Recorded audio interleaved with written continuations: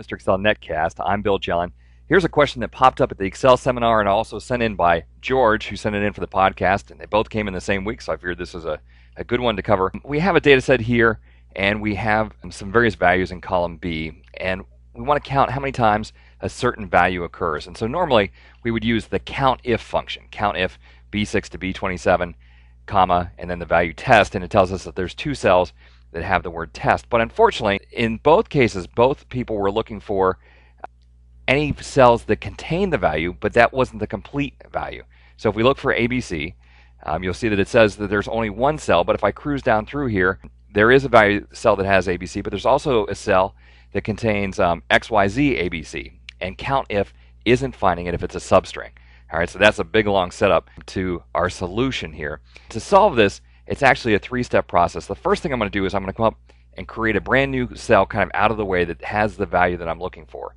That's step number one. And then I'm going to add a brand new column to my data set called there.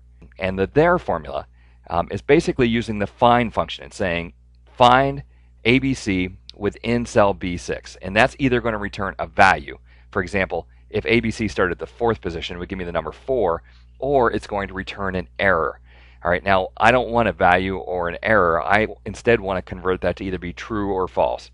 So I wrap that find function in an isError function, which gives me true when it's not there and false when it's not. And then I use the not function to reverse that around so that way the there is actually returning true when the value is found. So now that I have that formula in, I copy it down to all of my cells, and we'll go back and change the COUNTIF equal COUNTIF.